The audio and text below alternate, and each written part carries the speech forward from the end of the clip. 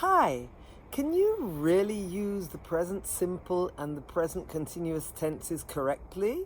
This is Susan Broder from Speak Languages and Travel the World, here to help you improve your English with minimum effort and maximum benefit. Now, many of my students reach intermediate level and they still confuse when to use the present simple and when to use the present continuous, which is sometimes also called present progressive tense. So today I'd like to dive in and explain how one and the other is used and then contrast them. I usually distinguish the main difference between simple present and present continuous by explaining that simple present is something very general, whilst present continuous is something which is happening at the moment.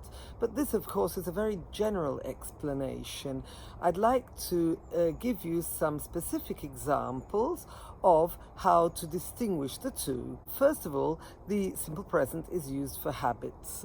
So I have coffee for breakfast, I go to work at 9 o'clock, I'm a vegetarian, I don't eat fish. It's also used for general truths. For example, the sun shines during the summer, my grandmother is Hungarian, it rains a lot in winter, it's cold in winter. These are general truths. It's also used for repeated actions. So, for example, I always get up at 6. I usually do exercises before breakfast. I fly to Spain every summer. So, repeated actions. It's also used for giving instructions or directions. To go into London, catch the Central Line. Go straight on, turn left, turn right, and you can't miss it. Add the sugar and stir vigorously before drinking. It's also used for fixed arrangements and timetables. The train leaves at 9 o'clock. My mother arrives tomorrow evening. We fly to Spain every summer. It's also used to express future time after certain conjunctions, such as before, after, when, until, as soon as. The doctor will see you when he arrives. I'll give it to her when I see her. These are all detailed examples of when to use the present simple. You cannot use the present simple to speak about things which are happening at the moment. That's when you have to use the present continuous or the present progressive, as it's sometimes called. So the present continuous is formed by the verb to be, the subsequent verb with the ing form, and it's used for things which are happening at the moment. So I could say, I'm sitting in the garden at the moment. I'm, the verb to be, sitting with the ing form. At the moment is a signal word. Now, there are many signal words which will help signal to you which kind of tense you're supposed to use. And this is one of them. At the moment, now. These are indicating that it's in this moment, and therefore you use the present continuous. It's also used for expressing things which are happening in this period. I can say more and more people are becoming vegan nowadays. Are you still studying at university? This is another way of expressing a question referred to a period which is still happening, because it's in this period that you are studying at university, and I'm not sure that's why I asked the question. It's also used with a future word, such as tomorrow, to indicate things which are going to happen in the imminent future, something we've already planned. I'm playing tennis tomorrow at 4 p.m. means I already booked the tennis court. So it's programmed, and I use the present continuous plus a future word. I'm playing tennis tomorrow. I'm meeting my husband tonight. Are you traveling to Budapest for Christmas? So these are all present continuous with future words to indicate that it's not now, but in the imminent future. It's also used to describe a temporary situation. For example, he usually plays the drums, but today he's playing the guitar. He's a maths teacher, but he's a very good musician, and today he's substituting the music teacher. It's also used with the words always, constantly, and forever to indicate something which is negative.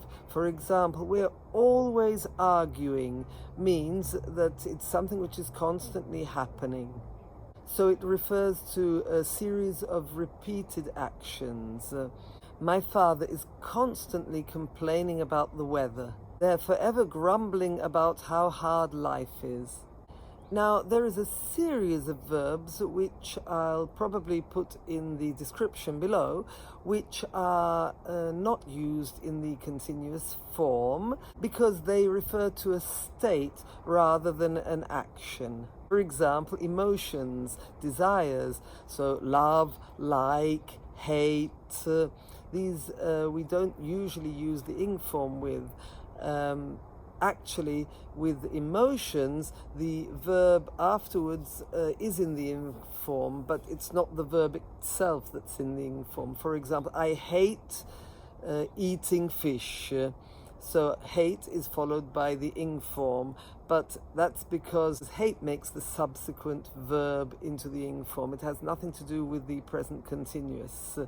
All the emotions are then followed by a verb in the ing form. That is directly followed by a verb in the ing form. I love eating spaghetti, for example. So you can't say, I'm hating this film. You have to say, I hate this film.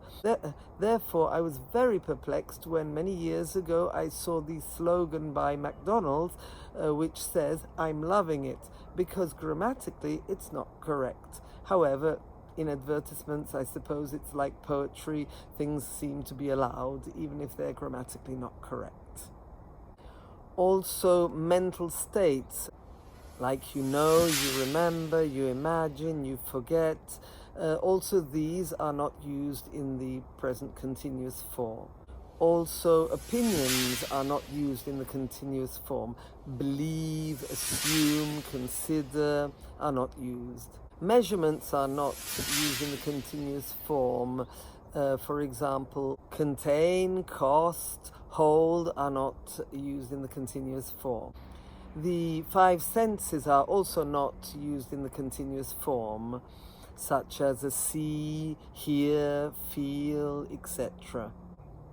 Also seem, look in the sense of to be similar to resemble, to be mostly, and to have when it means possess are not used in the ing form, so not used in the present continuous form.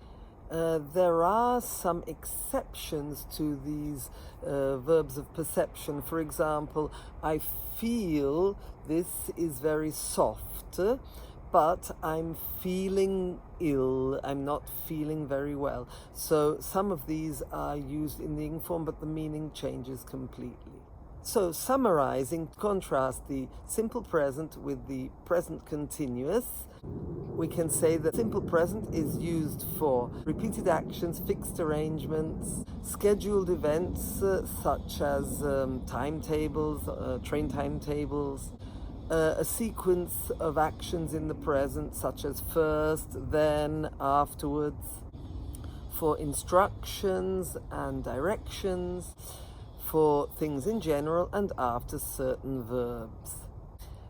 In contrast, the present continuous is used for things which are happening at the moment, for a fixed plan in the near future, for temporary actions or trends, or for repeated actions which are very irritating, using the words always, constantly, forever. In order to help you distinguish these tenses, I'd like to give you a list of signal words, which means when you see these words, you know that for sure you'll have to use the tense which it signals. So, for example, in the simple present, usually, sometimes, never, these are all frequency adverbs which are used in the present tense. Apart from always, which is also used in the present continuous when it gives you an irritated feeling, but only in that case there.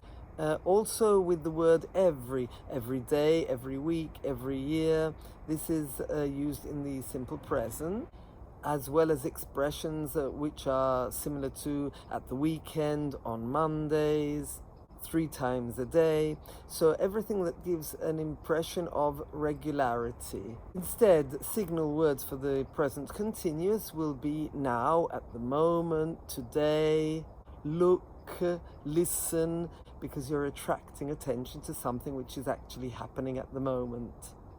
Now, in order for you to be able to practice all these sentences so you actually get used to them, I'm making a video in my You Speak series, which is only 5 minutes of listen and repeat sentences that you can watch and listen to whilst you're driving, whilst you're commuting, and whilst you're cooking, so that you can practice repeating them, but some will have the signal words for the present continuous, whilst others will have signal words for the simple present.